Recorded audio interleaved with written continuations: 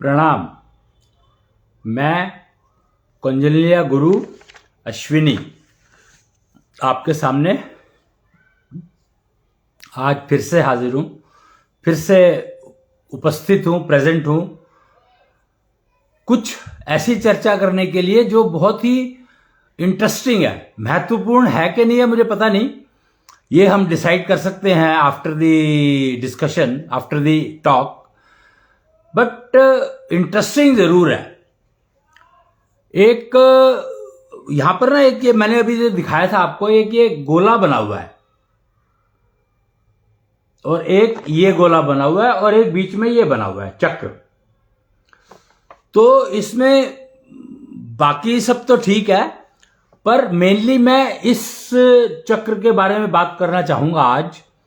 इसमें अगर आप ध्यान से देखेंगे तो आपको बीच में, गोले के बिल्कुल बीच में ना, यहां पर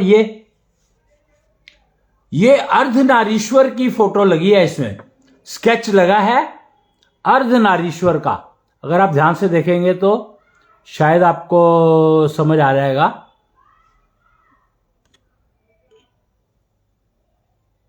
कि ये अर्धनारीश्वर का वो लगा है,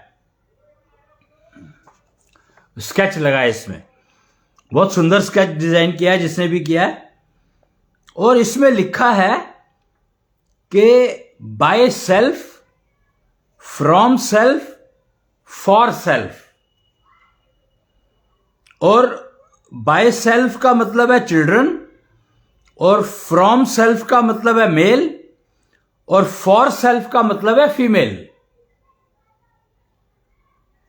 और इसके बाद एक और गोला बना है इसमें, और उसमें लिखा है फ्रॉम सेल्फ मेल, और उसके ऊपर लिखा है 5 functional organs, 5 sense organs.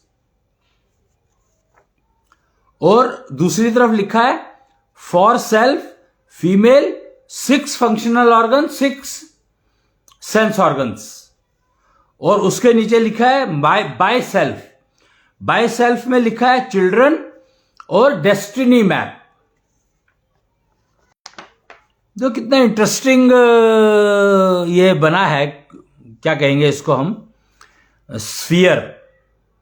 Sphere कहेंगे या गोला कहेंगे, सर्कल कहेंगे या क्या कहेंगे मुझे नहीं पता, पर है बहुत इंटरेस्टिंग कि इसमें मेल को कहा गया है फ्रॉम सेल्फ, और मेल के अंदर 5 सेंस ऑर्गन्स होते हैं, 5 फंक्शनल ऑर्गन्स होते हैं। तो सबसे पहले इसमें जो इंपॉर्टेंट समझने वाली बात है वो यह है कि इसमें अर्धनारीश्वर क्यों दिखाए गए हैं। तो ये अर्धनारीश्वर का पूर्ण विज्ञान, आज का जो टॉपिक है हमारा वो है अर्धनारीश्वर का पूर्ण विज्ञान, पूर्ण सत्य। अर्धनारीश्वर का पूर्ण सत्य यानी विज्ञान। अब मुझे नहीं पता कि साइंस और विज्ञान एक ही बात है, तो एक ही बात हो नहीं सकती। साइंस इज ओनली स्टडी और विज्ञान इज विशेष ज्ञान। और विशेष ज्ञान तभी पाया जा सकता है जब आप ज्ञान में से एक चीज लेकर के और एक तरफ हो जाओगे, यानी विमुख हो जाओगे। ज्ञान से विमुख होगे तो विज्ञान निकलेगा, विशिष्ट ज्ञान, विशेष ज्ञान। तो हमारा आज का टॉपिक है अर्धनारीश्वर का पूर्ण विज्ञान क्या है।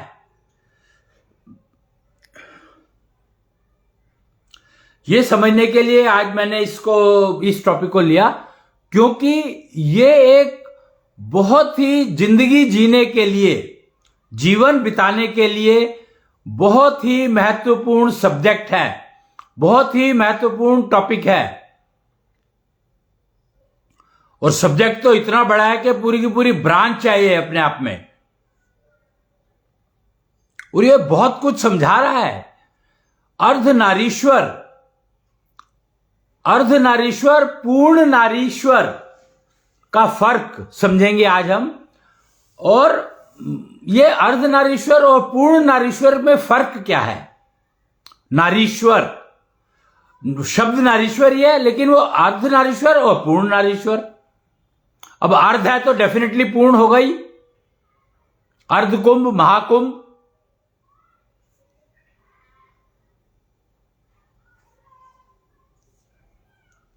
अर्ध है तो बाकी आधा भी हो गई,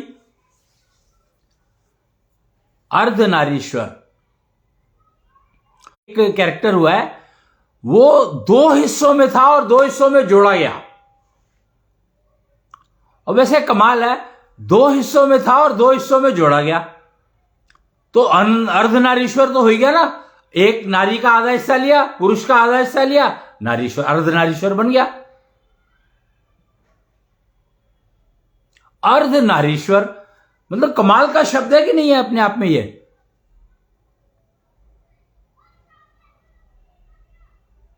तो इसमें ईश्वर कहा गया है पुरुष को, क्योंकि नारी तो नारी कहा ही गया, तो नारीश्वर का मतलब हो गया, इसका संधि विच्छेद करेंगे तो नारी और ईश्वर, और आधा हिस्सा पुरुष का है, आधा हिस्सा स्त्री का है, तो नारी और ईश्वर का जोड़ नारीश्वर बन गया। तो इसको अर्धनारीश्वर क्यों कहा गया? कि नारी आधी है इसलिए, या पुरुष आधा है इसलिए, या दोनों आधे आधे हैं इसलिए। तो ये, और जरासंध एक जो हुए हैं महाभारत के दौरान के कैरेक्टर, जिनसे कृष्ण की दुश्मनी थी, मतलब कृष्ण के साथ जिसकी सबसे ज्यादा दुश्मनी थी वो थे जरासंध। जरासंध को कृष्ण फूटी आंख नहीं बहाते थे, पता नहीं क्यों, क्या कारण रहा होगा। एक तो ये कहते हैं कि शिशुपाल जरासंध के शिष्य थे, कंस जरासंध के शिष्य थे।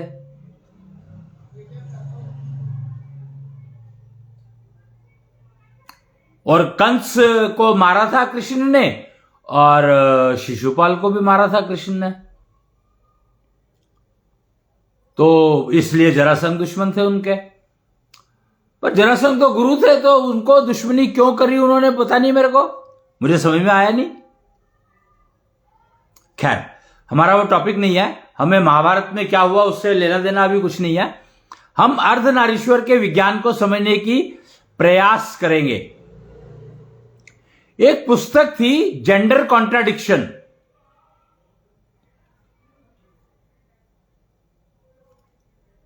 वो मैं उसके बारे में थोड़ा सा एक्सप्लेन करूंगा बाद में, पर एक बता दूं, एक पुस्तक आई मेरे हाथ में जेंडर कॉन्ट्राडिक्शन के नाम से, और बड़ी इंटरेस्टिंग किताब है वो, और कहीं कहीं वो अर्धनारीश्वर को के विज्ञान को रिफ्लेक्ट करती है।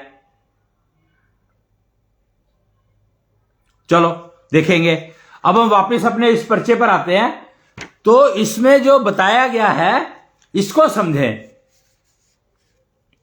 अब अर्धनारीश्वर कहा गया है, और इसको समझने के लिए हमें मेल के साथ तो बताया है 5 सेंस ऑर्गन, 5 फंक्शन ऑर्गन, और फीमेल के साथ बताया गया 6 फंक्शन ऑर्गन और 6 सेंस ऑर्गन्स। तो ये बड़ा कंफ्यूजन नहीं हो गया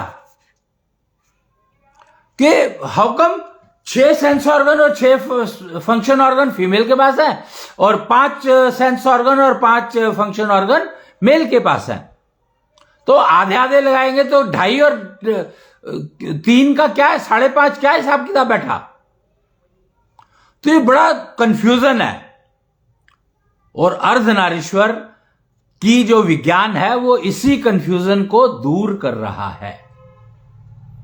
अर्धनारीश्वर का विज्ञान इसी कंफ्यूजन को दूर कर रहा है, प्रिसाइजली, एग्जैक्टली। अब हमें इसमें समझना पड़ेगा कि 5 तत्व, कहते हैं कि हर चीज 5 तत्वों से बनी है, ब्रह्मांड की हर एंटिटी 5 तत्वों से बनी है। पर बहुत सारे लोग इस बात को नहीं मानते। क्यों? क्योंकि कंफ्यूजन है। भाई अगर 5 तत्वों से सब कुछ बना है, तो जीवित प्राणी में और मृत प्राणी में फर्क क्या है? 5 तत्व उसमें, 5 तत्व उसमें। डेड बॉडी भी तो 5 तत्वों से बनी है, और जीवित प्राणी भी 5 तत्वों से बना है, तो ये फर्क क्या है? तो कुछ लोगों ने कहा चेतना का फर्क है, कुछ लोगों ने कहा आत्मा का फर्क है, कुछ लोगों ने कुछ बोला, कुछ लोगों ने कुछ बोला। तो मैंने कहा भैया 5 तत्व की बात करो, 5 तत्व की तो बात करो। तुम तो छठे तत्व की बात करने लग गए। छठा, सातवां, आठवां, नौवां, 10वां, कहां तक जाओगे? तो ये कंफ्यूजन को दूर करना ही विज्ञान का काम है।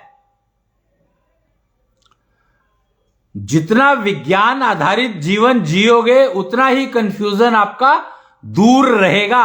लेकिन साइंस नहीं, ये कंफ्यूजन वाली, साइंस ने कंफ्यूजन कर दिया। विज्ञान और साइंस एक ही बात नहीं है।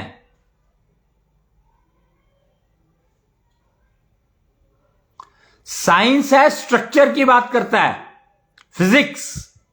साइंस स्ट्रक्चर की बात करता है, जबकि विज्ञान विशेष ज्ञान की बात करता है। दोनों में फर्क क्या है कि जब हम स्ट्रक्चर की बात करेंगे तो जो चीज हमें दिखाई नहीं दे रही है वो तो स्ट्रक्चर में हो नहीं सकती। स्ट्रक्चर का मतलब है जो विजिबल है। तो इसीलिए विचारों को विज्ञान नहीं मानता।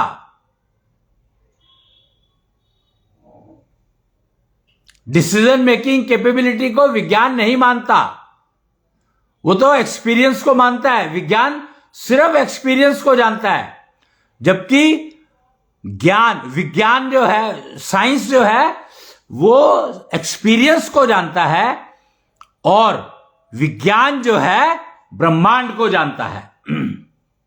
यह मूल डिफरेंस है साइंस और विज्ञान में, कि साइंस जो है वो एक्सपीरियंस को मानेगा, और एक्सपीरियंस में काल से कोई कनेक्शन नहीं है, समय से कोई जुड़ाव नहीं है।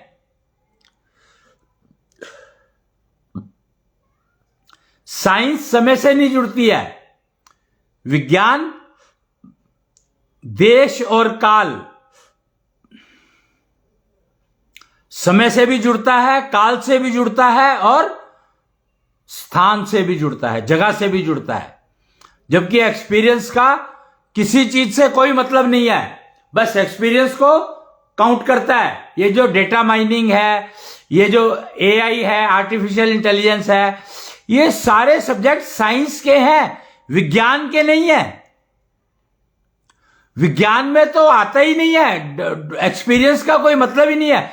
विज्ञान तो मानकर चलता है कि एक्सपीरियंस आपको नुकसान देगा, और साइंस का आधार ही एक्सपीरियंस है। तो आप देख लो, आज की सबसे बड़ी समस्या क्या है? बेरोजगारी क्यों है? क्योंकि लोग ऑब्सोलीटेड हैं, टेक्नोलॉजी रोज बदल रही है, साइंस रोज बदल जाती है, विज्ञान कभी नहीं बदलता। यही फर्क है कि विज्ञान कभी नहीं बदलता और साइंस रोज बदल जाती है।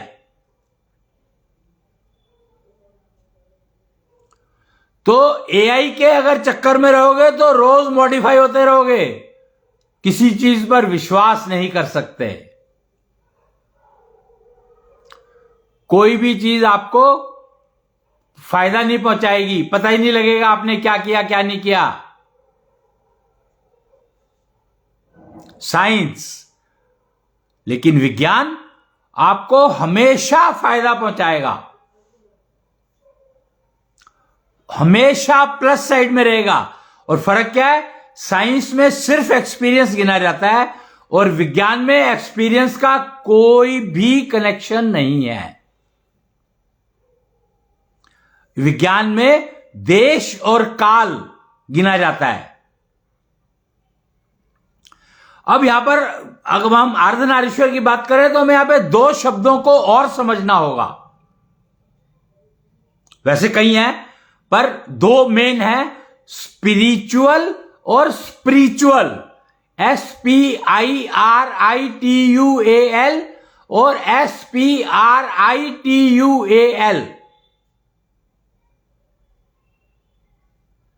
स्पिरिचुअल और स्पिरिचुअल।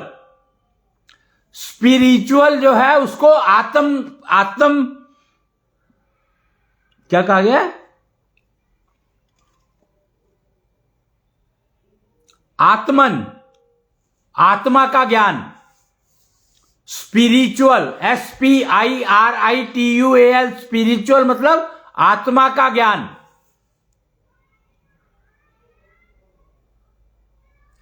और SPRITUACHL, अध्यात्म, अध्यात्म यानी आत्म ज्ञान। अध्यात्म और आत्मन में फर्क है। आत्मन का मतलब आत्मा का ज्ञान और अध्यात्म का मतलब है आत्म ज्ञान, मेरा ज्ञान, नॉलेज। आत्मा इज नॉलेज अबाउट आत्मा। वो जल सकती है, कट सकती है, मर सकती है, वो जो गीता में उसके वो दिए हैं कैरेक्टरिस्टिक, तो वो आत्मा के दिए हैं, आत्म ज्ञान के नहीं दिए हैं। आत्म ज्ञान और आत्मा के ज्ञान में फर्क है। तो आत्म ज्ञान मतलब जो नॉलेज मुझे है वो है आत्म ज्ञान।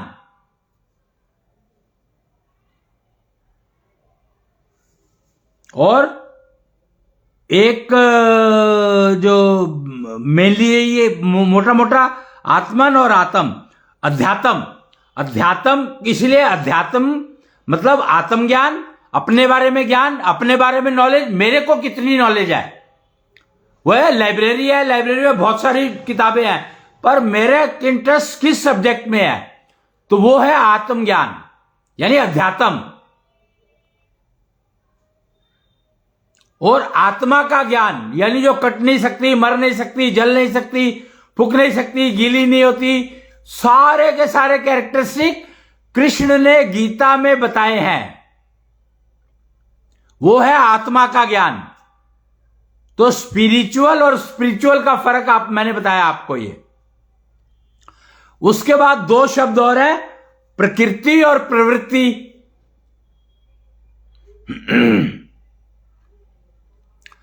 प्रकृति किसकी और प्रवृत्ति किसकी है, दो शब्द समझने बहुत जरूरी है। हम जब बात कर रहे हैं, अब हम अर्धनारीश्वर को समझने की प्रयास कर रहे हैं हम लोग, तो ये 5 शब्द हैं, प्रकृति, प्रवृत्ति, अध्यात्म, आत्म और ऊर्जा। इन 5 शब्दों को समझना होगा हमें। तो हम प्रकृति को समझने की कोशिश करते हैं। पहला शब्द है प्रकृति।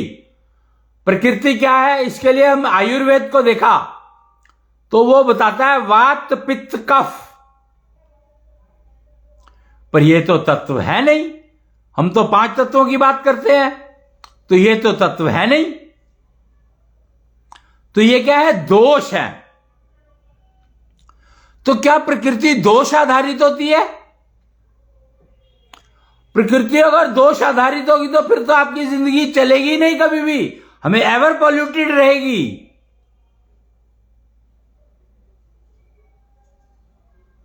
तो हमें प्रकृति को समझना होगा। प्रकृति का मतलब क्या है? क्या शरीर की प्रकृति शरीर की होती है? नहीं होती। तो प्रकृति होती किस चीज की है? तो हम अब यहां पर अपने शरीर को डाइसेक्शन करेंगे, शरीर का डाइसेक्शन करेंगे। तो क्योंकि अर्धनारीश्वर समझना है हमें, और वो आधे आधे दुआ उनको जोड़ना है। कैसे जुड़े, कैसे? वो 5 तत्वों से वो बना है, 5 तत्वों से वो बना है, नारी 5 तत्वों से बनी है, ईश्वर 5 तत्वों से बना है। तो भैया इनको जोड़ करके फिर 5 तत्व रह गए।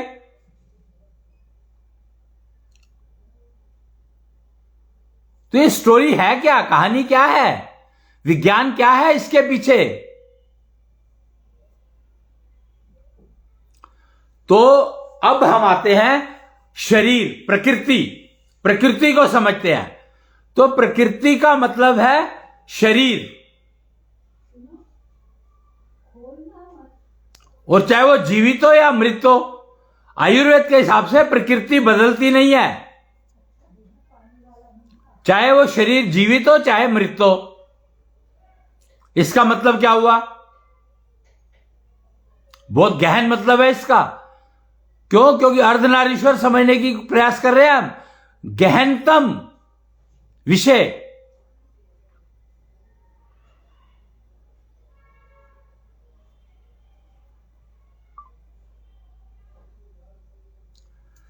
तो जब हम अब प्रकृति को समझने की कोशिश कर रहे हैं, पहला वो, तो प्रकृति में शरीर में एक जो बाहर दिखता है, यानी आपके सेंस ऑर्गन और आपके फंक्शन ऑर्गन जो परफॉर्म करते हैं, परफॉर्मिंग ऑर्गन्स, और सेंस ऑर्गन जो पहचानते हैं, सुनते हैं, समझते हैं। तो सेंस ऑर्गन में तो आंखें आ गई, नाक आ गया, जबान आ गई, कान आ गए, हाथ पैर आ गए, सेंस ऑर्गन और function organ put together. Male में, पुरुष में 5 और 5 होते हैं, स्त्री में 6 और 6 होते हैं। तो ये नाइंसाफी करी है क्रिएटर ने कि स्त्री नारी को 6 क्यों दिए और पुरुष को 5 क्यों दिए। तो पुरुष इस बात पर ऑब्जेक्शन क्यों नहीं करता?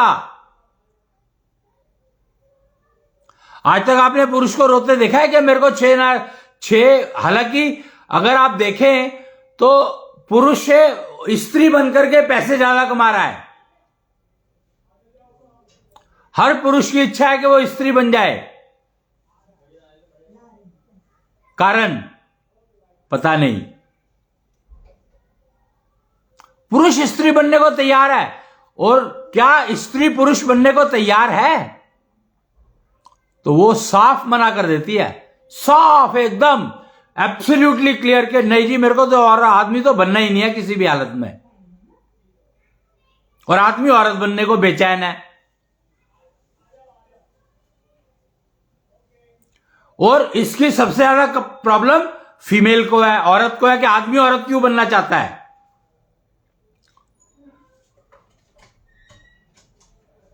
औरत को क्यों ऑब्जेक्शन है भाई इस बात पे? आई एम सरप्राइज कि हर आदमी औरत बनना चाहता है, और औरत को ऑब्जेक्शन है कि तू आदमी है या तो औरत क्यों बनना चाहता है, जबकि कोई भी औरत आदमी नहीं बनना चाहती।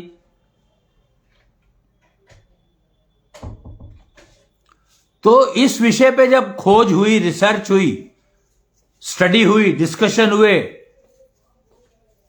वार्तालाप हुई, चर्चा हुई, तो समझ में आया कि भैया नारी जो है पुरुष क्यों बनेगी, क्यों बनना चाहेगी। उसको 6 ऑर्गन्स मिले हैं, सेंस के और 6 काम करने के फंक्शन ऑर्गन्स। तो वो नारी क्यों पुरुष बनना चाहेगी, अपने आप को अधूरा क्यों करेगी। पुरुष के पास तो 5-5 ही है, और वो वाले 5 तो स्त्री के पास है ही है, छठा एक और है। और स्त्री छठे ऑर्गन के कारण अपने बाकी 5 ऑर्गन्स को डबल कर लेती है, पुरुष नहीं कर पाता।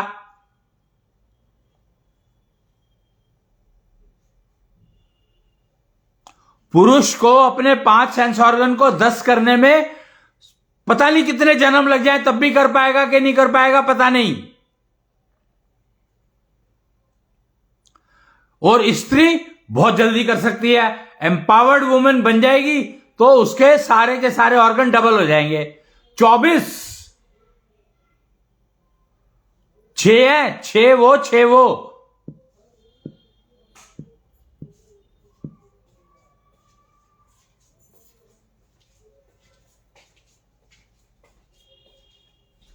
तो इसीलिए कोई भी कन्या अपने आप को पुरुष लड़का बनाने में इंटरेस्टेड नहीं है, और हर लड़का अपने आप को लड़की बनाने में इंटरेस्टेड है। पर होगा कुछ नहीं उससे, लड़का है तो लड़का ही रहेगा, उसको छठा ऑर्गन मिलने वाला नहीं है, चाहे कुछ भी हो जाए।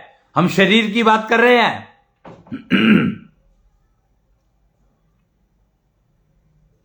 छठा ऑर्गन मिलने का चांस ही नहीं है। और स्त्री अगर पुरुष बनना चाहे तो उसके 5 नहीं होंगे, 6 के 6 ही रहेंगे, चाहे कुछ भी कर ले।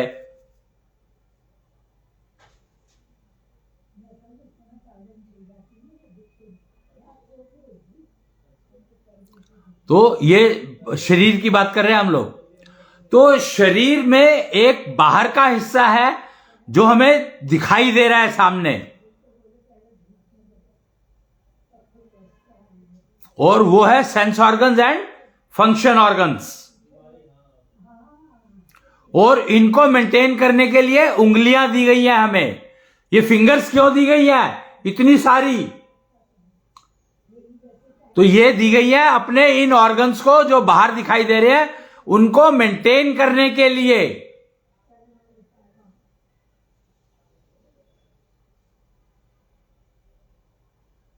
समझे? तो सारे सेंस ऑर्गन्स और सारे फंक्शन ऑर्गन्स आप इनसे मेंटेन कर सकते हो। यह शरीर का बहुत इंपॉर्टेंट हिस्सा है। और शरीर के जो दोष हैं उनको हम दिव्यांग कहते हैं। जैसे किसी का हाथ नहीं है, किसी की आंख नहीं काम कर रही है, किसी का स्मेल नहीं आती है, किसी के सुनाई नहीं देता है, कोई बोल नहीं पाता है, तो ये ऑर्गन्स की कमी है।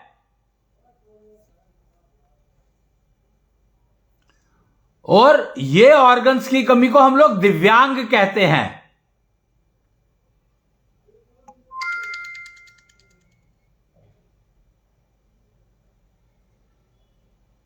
समझे?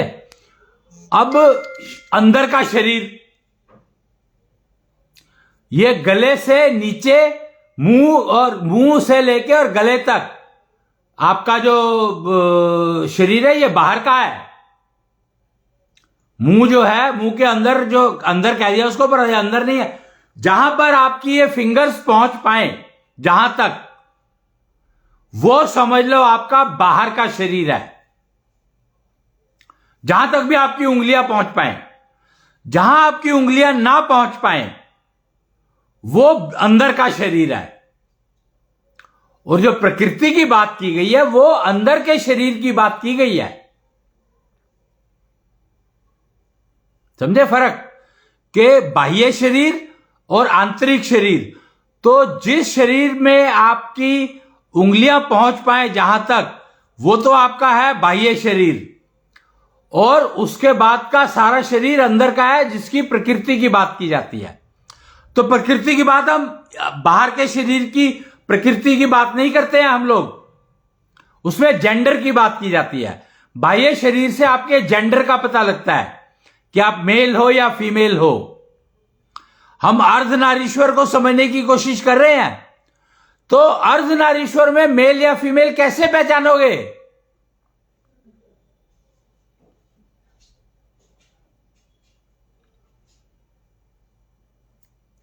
खैर, तो जो शरीर पे हमारी उंगलियां का पहुंच है वो शरीर बाह्य शरीर हो गया, पर उसकी प्रकृति नहीं होती, उसका जेंडर होता है। और जो शरीर अंदर है, जहां हमारा हाथ नहीं पहुंच सकते, उसकी प्रकृति होती है। उसकी प्रकृति होती है।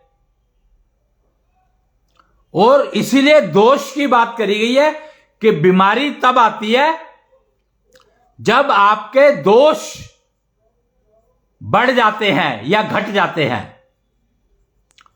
तो प्रकृति यानी आपके अंदर के शरीर की प्रकृति वो फिक्स है, वो जन्म से आपको पक्की है, वो बदलती नहीं है। ना जगह के हिसाब से बदलती है, ना ही समय के हिसाब से। आपकी प्रकृति के जो दोष आधारित प्रकृति आपकी जन्म से हुई थी, पैदा हुए थे आप लेकर के, वो प्रकृति आपकी मरने तक रहेगी, मरने के बाद भी रहेगी। आपके शरीर की प्रकृति नहीं बदलेगी।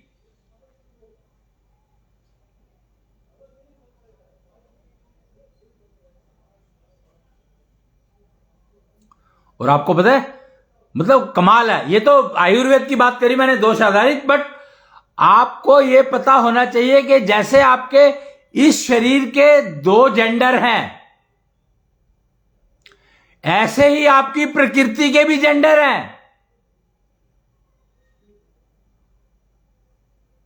और वो तीन होते हैं। ये जो तीन दोष कहे गए हैं, एक्चुअली वो तीन जेंडर हैं।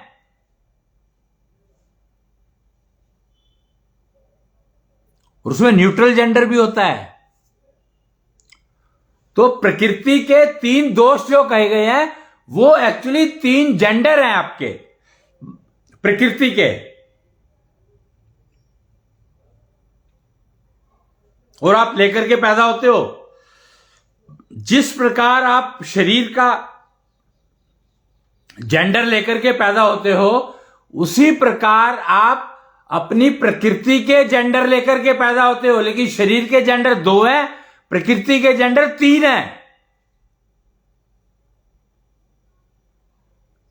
Male, female, neutral. और चाहो तो वो जो जिनको दिव्यांग हम लोग कहते हैं, पर शरीर से आप 3 जेंडर भी शरीर से भी कह सकते हो, बाह्य शरीर से भी, मेल, फीमेल एंड न्यूट्रल। शिखंडी जिसको कहा गया है, एक नाम दे दिया गया था, नामकरण किया गया था। क्योंकि इंसान है तो इंसान इंसान ही है।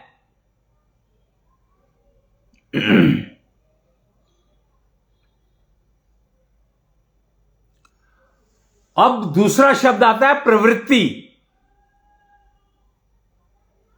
प्रकृति, उसके 3 जेंडर है। दूसरा शब्द आया प्रवृत्ति, इसके भी 3 जेंडर हैं। मतलब 3 में से कोई एक होगा।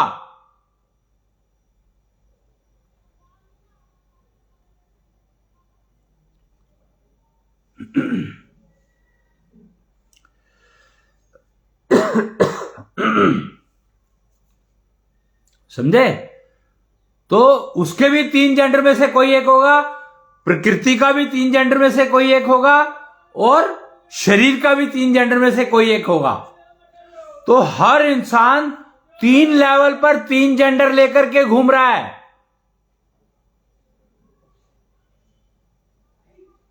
मैं दिखने में मेल, पुरुष, प्रकृति से फीमेल और प्रवृत्ति से न्यूट्रल, कुछ भी हो सकता है। दिखने में फीमेल, प्रकृति से मेल, प्रवृत्ति से न्यूट्रल, या प्रकृति से फीमेल, कुछ भी हो सकता है। मैं देखने में मेल, प्रकृति से मेल, प्रवृत्ति से फीमेल, कुछ भी हो सकता है। तो इसको कहा गया है जेंडर कॉन्ट्राडिक्शन। कि मेरे अंदर ही मेल भी है, मेरे अंदर फीमेल भी है। तो अर्धनारीश्वर रिप्रेजेंट करता है, बता रहा है वो इस बात को कि भैया जेंडर कॉन्ट्राडिक्शन नाम के वायरस से आप इन्फेक्टेड हो, उसकी पहचान तो कर लो। अर्धनारीश्वर आपको, जो हमारे यहां देवी देवता जो बनाए गए हैं ना, हर देवता कुछ ना कुछ आपको दे रहा है। तो अर्धनारीश्वर आपको क्या दे रहा है? आपके जेंडर कॉन्ट्राडिक्शन की जानकारी। और ये 2 तरह का होता है, gender contradiction and gender contradiction syndrome.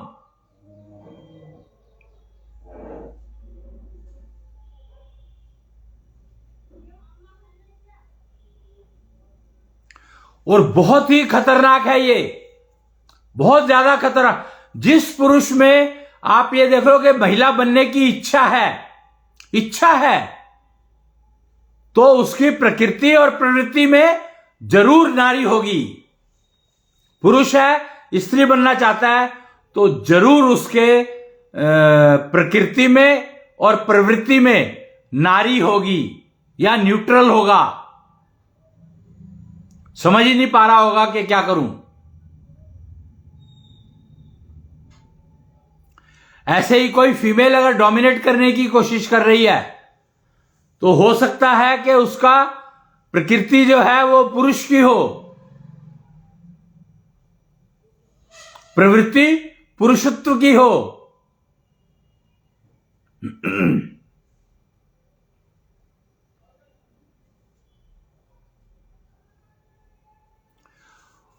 तो ये आपको समझना होगा।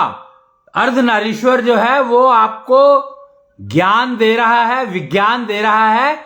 आपके अंदर जेंडर कॉन्ट्रडिक्शन है, कौन सा है उसका डायग्नोस करवा लो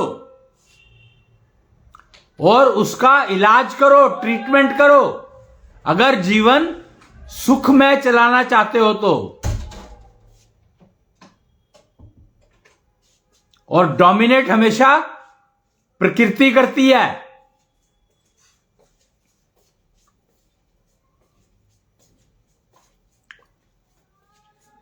प्रकृति कभी बदल नहीं सकती, प्रवृत्ति कभी बदल नहीं सकती, कभी भी नहीं बदल सकती।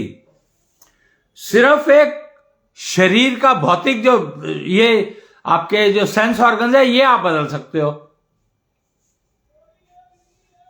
भाई आंख फोड़ ली, बंद कर ली, खत्म कर दी। सूरदास अच्छा नहीं देखना चाहता, वो खराब नहीं देखना चाहता था।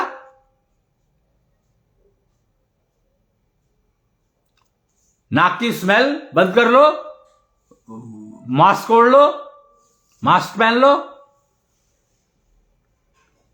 कान में रुई डाल लो, सुनेगा नहीं, तो ऑर्गन्स आप अपने आप बंद कर सकते हो।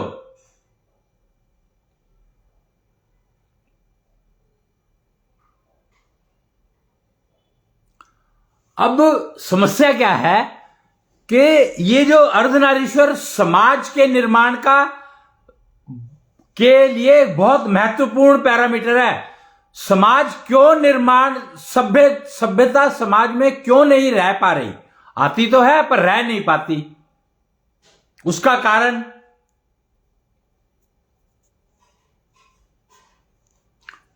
कारण है कि हमने अर्धनारीश्वर को नहीं समझा, जो कि सबसे इंपॉर्टेंट पैरामीटर है समाज को सभ्य रखने में।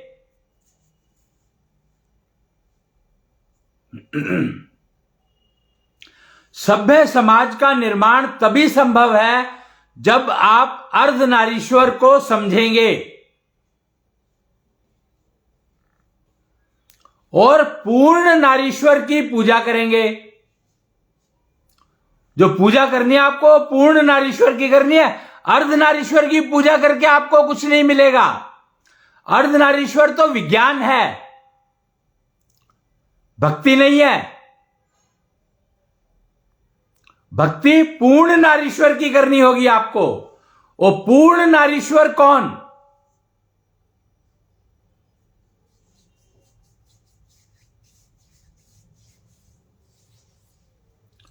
पूर्ण नारीश्वर को समझना होगा आपको, और पूर्ण नारीश्वर की ही भक्ति करनी पड़ेगी। आपके पास कोई हल नहीं है। अगर आप अपने जेंडर कॉन्ट्रडिक्शन सिंड्रोम को टेक केयर करना चाहते हैं, तो संभालना चाहते हैं, तो सभ्य समाज का हिस्सा बनना चाहते हैं, तो यहां पर मैं आपको दो शब्द और बताऊंगा। अब वो अंग्रेजी में है, पैथी और थेरेपी।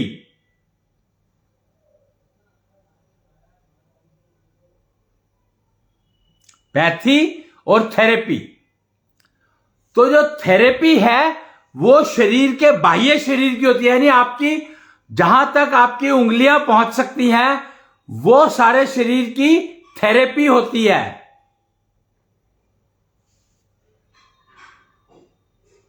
और पैथी मतलब रास्ता, यानी अंदर के ऑर्गन्स, प्रकृति का इलाज करना, प्रकृति को क्योर करना, प्रकृति को ठीक करना। प्रकृति को ठीक करने के लिए आपको पैथी अपनानी पड़ती है।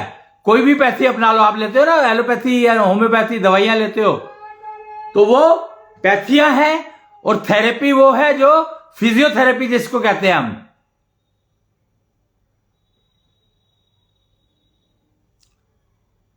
पेन किलर लेकर के फिजियोथेरेपी की जाती है।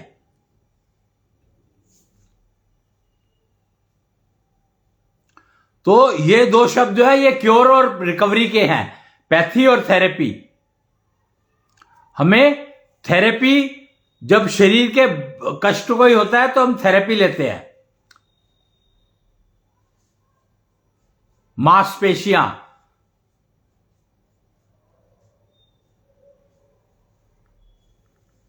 और पैथी यानी अंदर के ऑर्गन्स जो है उनको ठीक करने के लिए, प्रकृति को ठीक करने के लिए। पैथी बेसिकली प्रकृति को ठीक करने के लिए है और थेरेपी जो है जेंडर को ठीक करने के लिए है। पर जेंडर कॉन्ट्राडिक्शन को कैसे ठीक करोगे? जेंडर कॉन्ट्राडिक्शन सिंड्रोम को कैसे ठीक करोगे?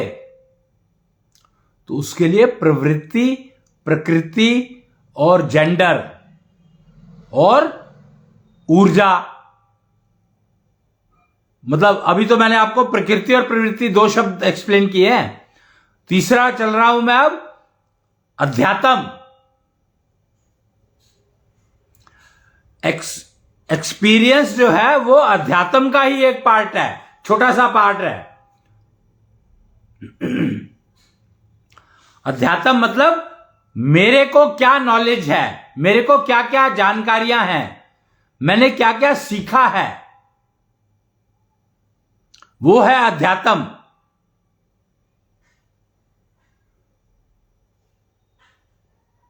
यानी स्किल सेट। मैं आईटी का एक्सपर्ट हूं, या मैं एम्बेडेड टेक्नोलॉजी का एक्सपर्ट हूं, या मैं मोबाइल रिपेयर का एक्सपर्ट हूं। Skill set. अध्यात्म is nothing but skill set.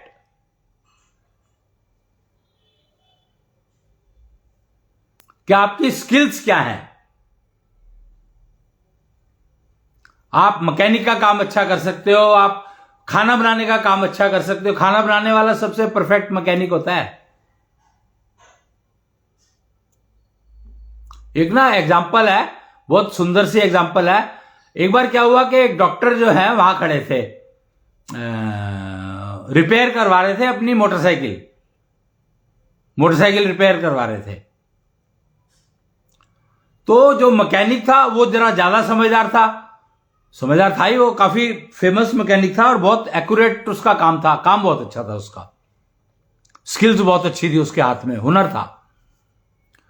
तो वो कहता है, डॉक्टर साहब से मजाक कर रहा था, कहता है डॉक्टर साहब एक बात बताओ, देखो मैंने अभी आपके सामने पूरा इंजन खोला, उसको ठीक किया, उसमें जो भी था उसको ओवरऑल किया और वापस फिट कर दिया, और मैं आपसे 5,000 रुपए ले रहा हूं। आप भी तो यही करते हो और आप 5 लाख रुपए लेते हो, तो ऐसे इतना फर्क क्यों है? तो डॉक्टर मुस्कुराया, कहता है अच्छा एक बात बताओ, शायद मोहम्मद कुछ नाम था उनका, मैकेनिक थे जो, मोहम्मद, मुझे याद नहीं आ रहा क्योंकि ये प्रैक्टिकल वो बता रहा हूं मैं आपको। तो उन्होंने कहा, डॉक्टर मुस्कुराए और उन्होंने कहा एक काम करो मोहम्मद जी, कि आप गाड़ी स्टार्ट करके इंजन को रिपेयर कर दो।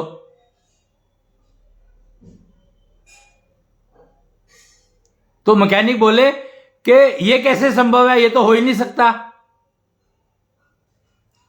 तो डॉक्टर ने कहा बस यही फर्क है कि हम इंजन चलते हुए मशीन उसकी सर्जरी करते हैं, जीवित मनुष्य की सर्जरी करते हैं, इसलिए 5 लाख रुपए लेते हैं। तो वो समझ गए, मैकेनिक उस बात को बहुत अच्छे से समझ गया। अब देखो, अब वो घर जाता है मैकेनिक, और डॉक्टर भी घर जाता है, अपने काम हो गया, खत्म हो गया, घर चले गए अपने अपने। और ये दोनों ही किस्सा अपने घर में जाकर के अपनी पत्नी को बताते हैं, बच्चों को बताते हैं।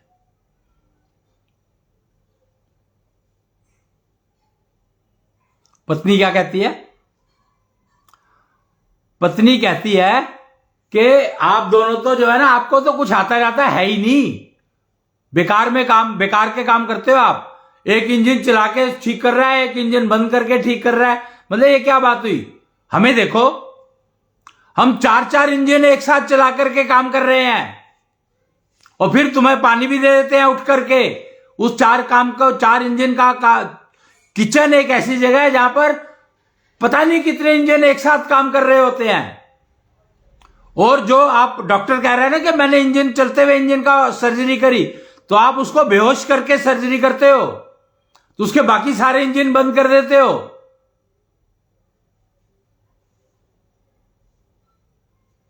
और हम सारे इंजन फंक्शनल हैं, उसके बाद भी आपको चाय और पानी देकर के आते हैं।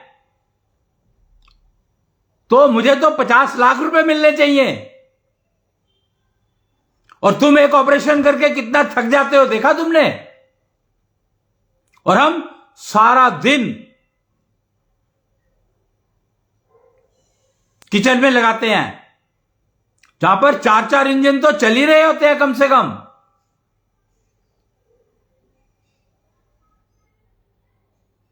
चलते हुए इंजन पे काम करते हैं,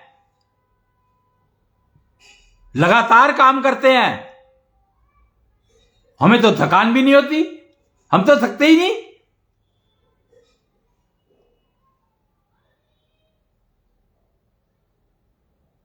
इस बात को समझना होगा, इस बात को समझना होगा। और उपयोग, मानव जन्म का उपयोग मानव जन्म बहुत मुश्किल से मिलता है। कहते हैं 84 लाख योनियों का चक्कर काट के आते हैं तो इंसान बनते हैं। उसका उपयोग करो। भैया उपयोग कहां से करोगे जब आपको ऑलरेडी वायरस इन्फेक्शन है। तो उस वायरस इन्फेक्शन के बारे में जानकारी अर्धनारीश्वर दे रहे हैं, पर आपको पता ही नहीं है। आपने तो मूर्ति बना के छोड़ दी है, को क्या रही है आपको पता ही नहीं है। आप बात ही नहीं कर पाते हो मूर्ति से, आप मूर्ति से बात नहीं कर पाते हो। हम हैरान हूं मैं कि आप मंदिर जाते हो और हनुमान जी से बात नहीं कर पाते, जबकि यहां पे तो षोडशी गोपाल अपना रखा हुआ है, उससे हर तरह की प्रॉब्लम का सोल्यूशन ले लेते हैं लोग। लड्डू गोपाल से आप सोल्यूशन नहीं ले सकते, षोडशी गोपाल से ले सकते हो। लड्डू गोपाल के साथ तो आप टाइम पास कर सकते हो जितना चाहो, लेकिन षोडशी गोपाल आपको आपकी सारी समस्याओं का समाधान देगा। तो अर्धनारीश्वर से के जो ज्ञान है उसका समाधान षोडशी गोपाल देते हैं। तो पूर्ण नारीश्वर कौन हुए? षोडशी गोपाल।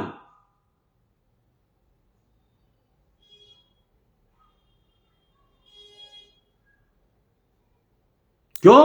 क्योंकि पूर्ण नारीश्वर की पूजा करने से ही आपको परिणाम मिलेगा, सॉल्यूशन मिलेंगे। आपको तो अपनी प्रॉब्लम की सॉल्यूशन चाहिए ना, या क्या चाहिए? आपको चाहिए क्या?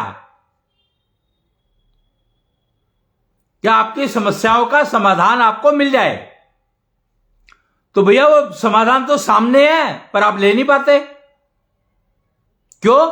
क्योंकि आपके अंदर जेंडर कॉन्ट्रडिक्शन या जेंडर कॉन्ट्रडिक्शन सिंड्रोम, जीसीएस, इन वायरस का इंफेक्शन इतना डीप है कि वो आपको समाधान देखने ही नहीं देता। तो आप अपनी सेंसेस को दुगना कैसे करोगे यार? कैसे करोगे भाई?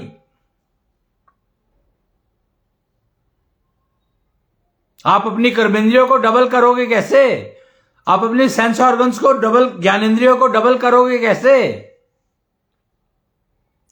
अगर आपको अपना जीसीएस ही नहीं पता, आपको अपना जीसी नहीं पता, आपने ट्रेनिंग ही नहीं ली, शिक्षा ही नहीं ली, एजुकेशन ही नहीं ली,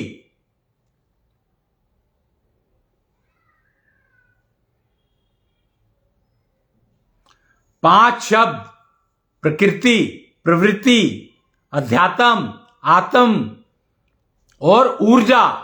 मैंने अभी आपको बताया अध्यात्म, अब मैं चल रहा हूं आत्मा पर, फिर बात करूंगा ऊर्जा की। आत्मा क्या है? आत्मा के बारे में गीता ने सब कुछ क्लियरली बता तो दिया, उसमें मैं क्या जोड़ूं? जोड़ने के लिए कुछ है ही नहीं।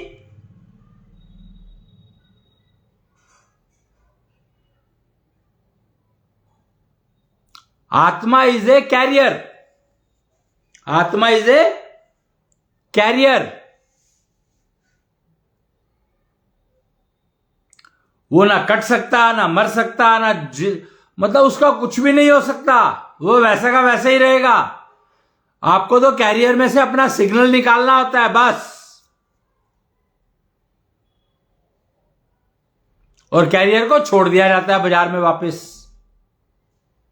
अब सिग्नल क्या है और कैरियर क्या, आपको पता है? आप मोबाइल टेक्नोलॉजी को अगर आप समझोगे ना तो आपको तुरंत समझ में आ जाएगा कि मोबाइल जो है कैरियर का काम करता है। आप मिसाइल टेक्नोलॉजी को समझ लो ना, मोबाइल टेक्नोलॉजी, मिसाइल टेक्नोलॉजी, किसी को भी समझो। मिसाइल की बात करते हैं तो पेलोड की बात करते हैं कि नहीं करते हैं? मोबाइल की बात करते हैं तो सिग्नल की बात करते हैं कि नहीं करते हैं? तो पेलोड या सिग्नल इज यू,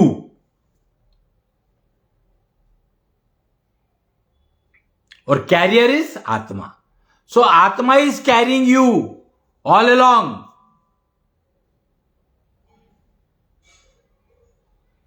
तो आत्मा को हम लोग एनर्जी जनरेटर कहते हैं। हम लोगों ने उसको नाम दे दिया एनर्जी जनरेटर। आत्मा को वो जनरेट करता रहता है, वो तो कुछ नहीं, उसका काम ही जनरेट करना है, बस वो जनरेट करता रहता है, ऑटोमेटिक सिस्टम है।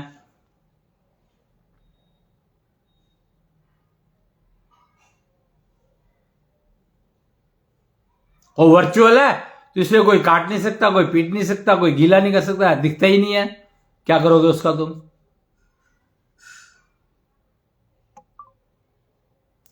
तो आत्मा का ज्ञान होने का जो अभिप्राय है यहां पर, मतलब है यहां पर, वो यही है कि भैया उसका तो कुछ होता ही नहीं है, वो तो तुम्हारे किसी काम की है ही नहीं।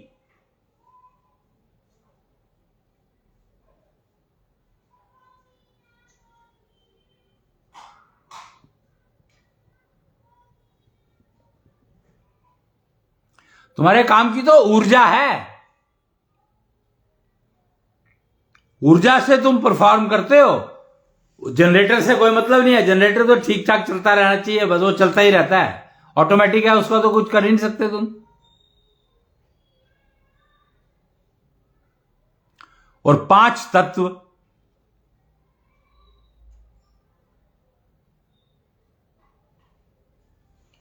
तत्व, जो कि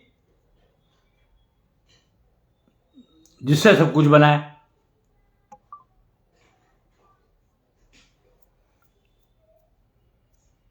5 शब्द आ गए, 5 प्रकृति, प्रवृत्ति, अर्धनारीश्वर का पूरा विज्ञान जो है वो यही हुआ।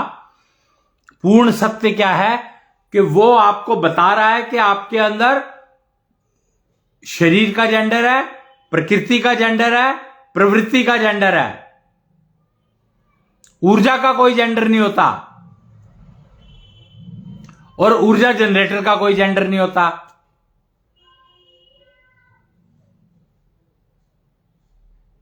तो आप अर्धनारीश्वर का जो विज्ञान है वो यही है कि आप अपने इनको पहचानो कि आपके प्रकृति का जेंडर क्या है, आपके प्रवृत्ति का जेंडर क्या है, आपके शरीर का जेंडर क्या है, और इन तीनों में समन्वय बिठाओ, इन तीनों को इंटीग्रेट करो, तब जाके आप मानव बनोगे, सभ्य प्राणी बन पाओगे। सभ्य प्राणी बनने के लिए आपको इन तीनों को इंटीग्रेट करना पड़ेगा।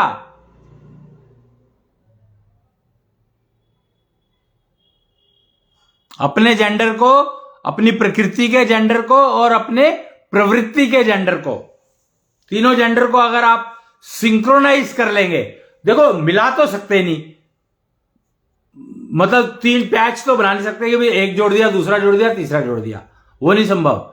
हमें तीनों को इंटीग्रेट करना पड़ेगा।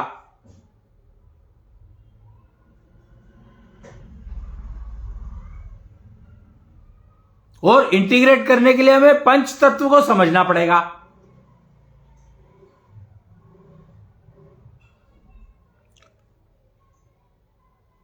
और इंटीग्रेट करने के लिए हमें ज्ञानेंद्रियों और कर्मेंद्रियों को समझना पड़ेगा और उनके उपयोग को समझना पड़ेगा। कोई हल नहीं है इनके अलावा, ये करने ही पड़ेंगे आपको।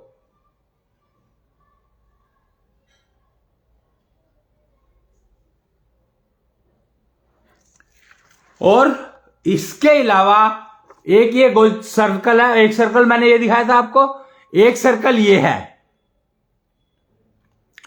ये आपको 7 फेजेस ऑफ लाइफ, आपकी जिंदगी के 7 चरण होते हैं, 7 फेज होते हैं।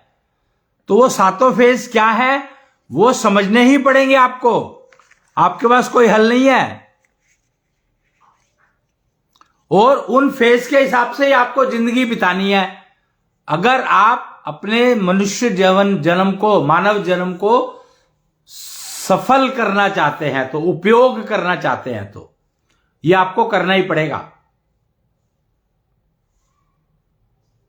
7 phases of life, 3 genders of life. कमाल है यार, कितना कमाल का सिस्टम है।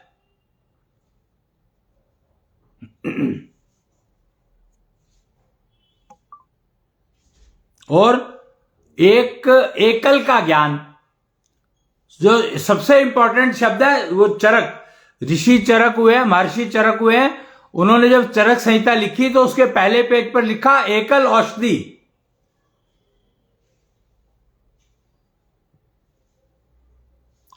तो जब एकल औषधि मतलब एक औषधि जो सारे रोगों का इलाज कर दे, तो वो खोज करी गई। जब उसकी तो खोज करी गई तो वो क्या निकला? आपकी हार्ट बीट।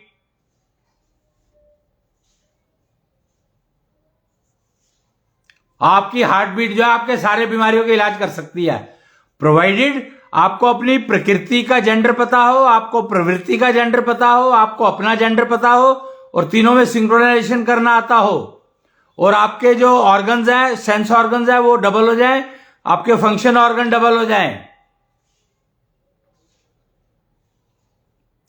और ऊर्जा, परफॉर्मेंस ऊर्जा जितनी जनरेट हो रही है उतनी ही जनरेट करनी है जितनी जरूरत है। ये नहीं कि जनरेट जितनी मर्जी कर लो और जितनी हो नहीं तो वेस्ट हो जाएगी। वो कहते हैं body is a self healing system, पर वो सेल्फ हील कर क्यों नहीं पाता? हमें मेडिसिन क्यों लेनी पड़ती है? उसका एकमात्र कारण है कि हम एनर्जी जनरेट तो ज्यादा कर लेते हैं पर पूरी उपयोग नहीं कर पाते।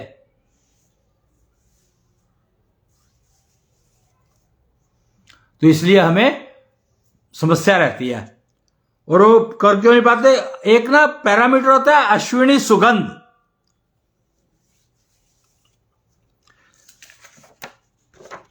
जो बीच में जो ये गोला दिखा रखा है ना, इसके ऊपर कमल का फूल आ रहा है, वो रोज गुलाब का फूल आ गया है, वो अश्विनी सुगंध देता है।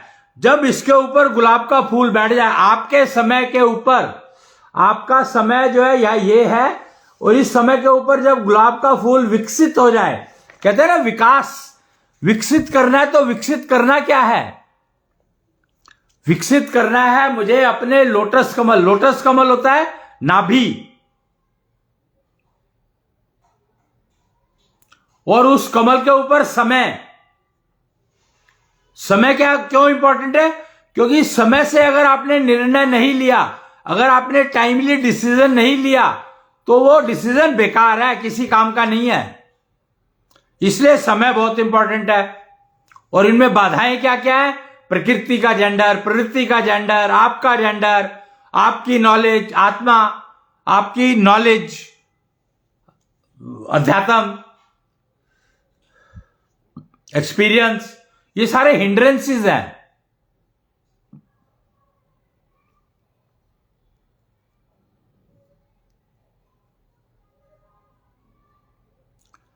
और 7 फेज ऑफ लाइफ का जब बढ़ रही है, जिंदगी बढ़ रही है, तो फेज बदल रहा है, तो फेज बदलने में क्या करना है उसका पता ही नहीं है। तो वो जानकारी,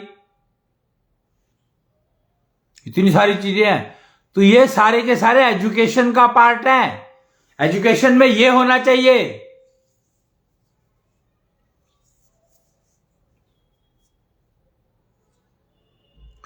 तो हमें गुलाब को विकसित करना है अपने अंदर। वो गुलाब यहां पर छुपा हुआ है, आपके आज्ञा चक्र में गुलाब छुपा हुआ है। शिव ज्योति जले मस्तक में, कृष्ण बसे मेरी नाभि में, कृष्णांश बसे मेरे दिल में, राम बसे मेरे रोम रोम, शिव ज्योति जले मस्तक में। तो शिव ज्योति का जो आकार है वो है गुलाब का फूल।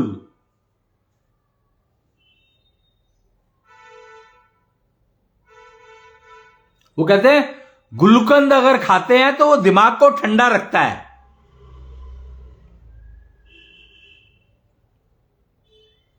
गुलाब जल आंखों में डालते हैं।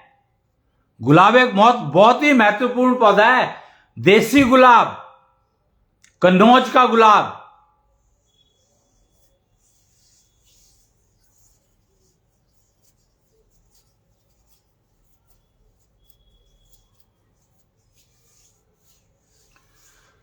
तो आज के लिए इतना ही समय हो चुका है और मैंने आपको अर्धनारीश्वर का पूर्ण ज्ञान, पूर्ण सत्य, विज्ञान क्या है वो बता दिया।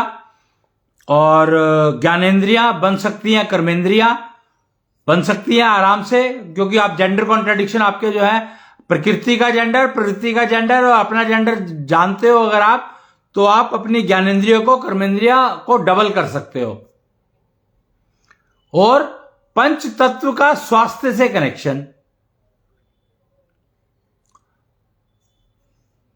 पंच तत्वों का स्वास्थ्य से डायरेक्ट कनेक्शन है कि आपके 5 बीज से आपका शरीर बना है और हर बीज 5 तत्वों से बना है।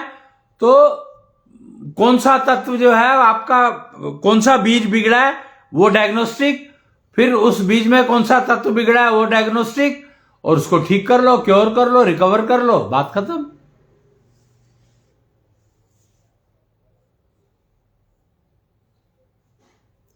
और हवा की ऊर्जा है कृष्णांश, जो कि आपके इन सबको इंटीग्रेशन में लाता है, इंटीग्रेशन में ला सकता है अगर आप कृष्णांश का सदुपयोग करना सीख जाएं। बस इतनी सी बात थी जो मुझे आज बतानी थी आपको, तो मैंने वो मैसेज कन्वे कर दिया।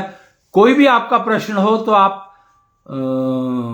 कमेंट में लिख सकते हैं, जिसका उत्तर दिया जाएगा, जब दिया जाएगा, जब मौका मिलेगा, जब टाइम मिलेगा, पर दिया जरूर जाएगा। समय लग सकता है थोड़ा सा। तब तक के लिए जय कृष्णांश, जय जय कृष्णांश।